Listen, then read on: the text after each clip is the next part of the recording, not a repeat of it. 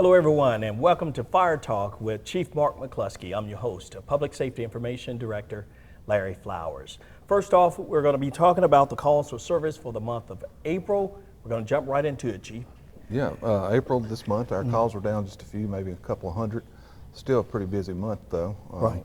But yeah, they were down just a little bit. We had right at 1,200 medical calls, 611 other fire rescue calls, and 30 working fire conditions.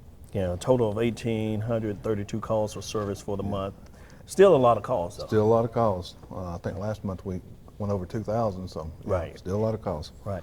So on April 7th, MFRD crews responded to a vehicle fire on Northwest Broad Street. That was a pretty good fire there. Yeah, it was. It was a full-size pickup truck right there about 8:40, caught on fire. Crews got on scene pretty quick, but it appeared to be pretty much a total loss. Burned the whole engine compartment, got up inside the truck a little bit, but we got the truck out pretty fast, extinguished it, and messed the traffic up there for a little while on that Broad Street. You know how that is, so had to shut the traffic down a little bit, but no injuries. And yeah, and that's the good part. I was about to say the driver wasn't injured, so. Exactly. Yeah. And then the next day, quick action by firefighters prevented a house fire from spreading, but they had to do something unique there. They had to force entry, right? It was. This call coming in through a fire alarm. Our crews arrived on the scene pretty quick, engine 10 to it was. The captain walked up to the door, and actually the homeowner was talking to him on a ring. Okay. And we got the video of it, and of course he took a look inside the house, and the house was full of smoke, and he forced entry to the front door and went in. It was some unattended cooking they'd left on the stove. Right. And that, we say it every month. We do. You just have to be careful and don't leave your stove unattended when you're cooking. That is correct. Stove fires are the leading cause of house fires, or unattended cooking, I should say. Right, attended cooking. Yes.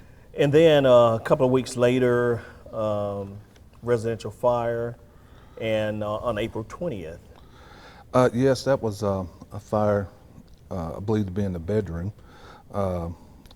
Engine 7's crew got there fairly quickly and extinguished the fire. What was good about this fire, if you noticed, the door was shut. Wow. And that's very important. I want to mention, when you sleep at night, close your doors, and you can see in that picture how it held the fire and smoke inside that room. Wow, okay. So, yeah. Yeah, definitely good to know. No injuries in that fire either.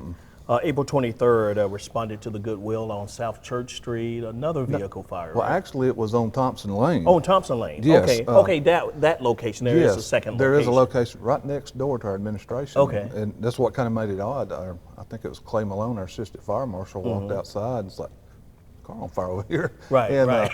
He walked over, and of course he called dispatch and everything, and that was another call for engine 7. They responded quickly, got the fire out. It was on fire in the engine compartment. It did do a little damage to the building up under the canopy, some smoke damage, and I think it melted a couple of their lights like that. So, Right. No other vehicles impacted, no injuries. No injuries. And that's always a good thing to report. Yes. Definitely. And we see vehicle fires this time of year pick up just a little bit because over the winter, maybe leaking oil, something. Then the heat changes. Okay. It gets hot and it creates the car and make it run hotter. So sometimes we see this go up in this time of the year when it starts getting warmer. Then on April 24th, we had a kitchen fire at a townhouse on South Billboro. Yes, another unattended cooking come from the stove again. So, yeah, the residents were home when this happened.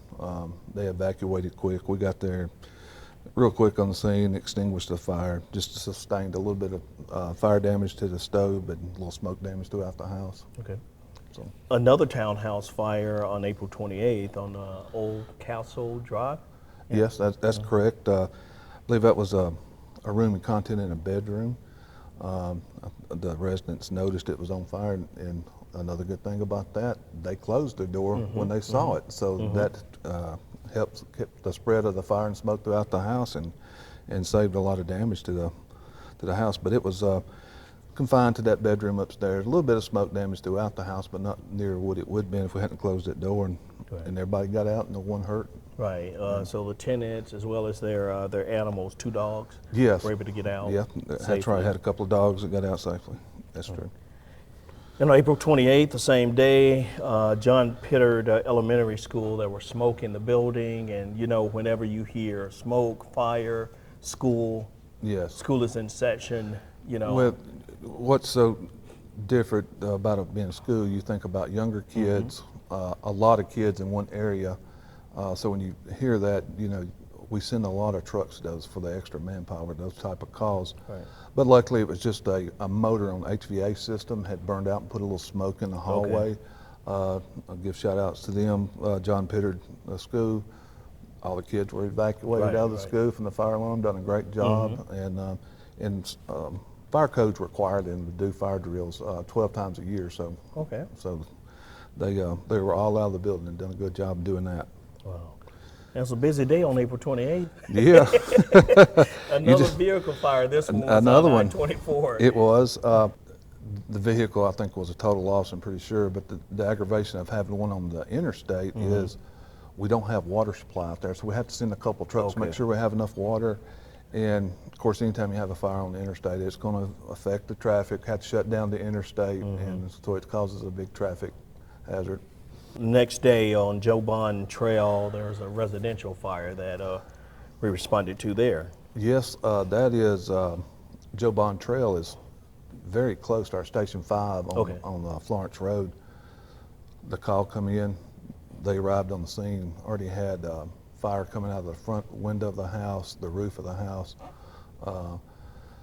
They went in and did a quick search of the house to make sure, their first search, to make sure nobody was home.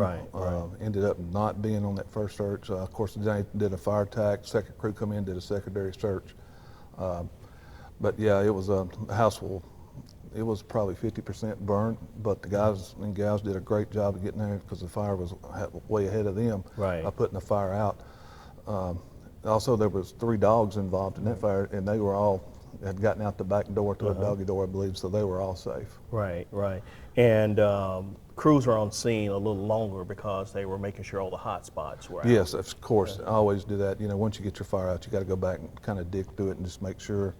Also, of course, it was undetermined what caused that fire, and it's under investigation at this time. Right. And then the American Red Cross ended up assisting. Yes, the Red Cross is always good if the person that are affected needs some help, and they come out, and we'll put them up and give them some things to keep them going for a little while. And then, Chief, the next day responded to Thompson Lane for a vehicle accident. Yes, this was a vehicle accident involving a motorcycle. Very lucky the motorcyclist was not injured very much at all. I'm not 100% sure, but I don't think he was transported from the scene to the ER.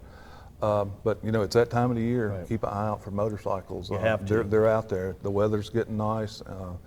You know, we talked about it a little bit on the last show. The weather's getting nice, and more motorcycles are going to be out on the road. Just take that second look to make sure. Right, and I know you responded to a fatal one as well. Yes, we just on South Church Street. Just unfortunate. That, just here a couple 3 days ago. Yes, we did. Yeah, that's sad. It is. And then on actually we're going to backtrack a little back on April 13th. There was a technical rescue. It was out on the Greenway.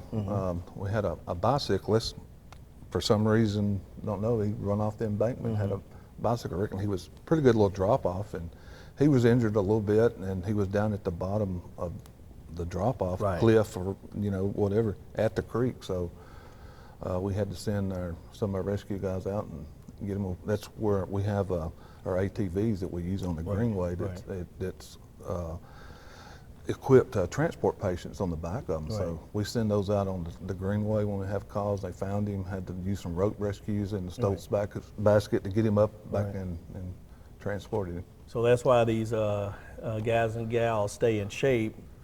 To lift, they have to lift the patient with ropes in that basket, right? Exactly. If you don't, it's a ratio you do. We usually do a 1 to 3 or 1 to 4. If you ain't in shape, you're gonna have to do a 1 to 10. Oh wow! Okay.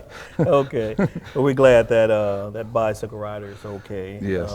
You can also catch Chief Mark McCluskey on the first Monday of each month from 8:15 to 9 a.m. on WGNS Radio. Chief will have the latest updates and any good news about the Murfreesboro Fire Rescue Department. And Chief, before we go, just wanted to know if you got anything else you would like to add. I'd like to mention this past week we had one of our retirees, actually one of our oldest retirees living, passed away. He was 92. I had the pleasure of working with Hank Walls when I first started at the fire department, and thereafter his son come to work, Clay Walls. He's retired, Right. and now his grandson's working there, Okay, Caleb. So okay. that's the only third generation I've worked with all of them. And I remember Hank from when I was a kid, when I was across the street from the fire department going over, and he was captain. But I just want to say our thoughts and prayers with the family. Exactly. He was a good captain for us. Definitely, definitely.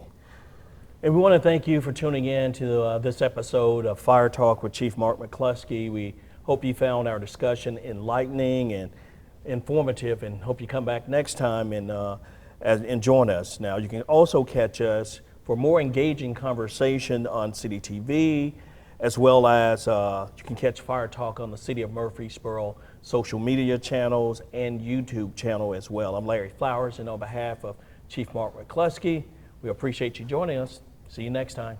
Thank you.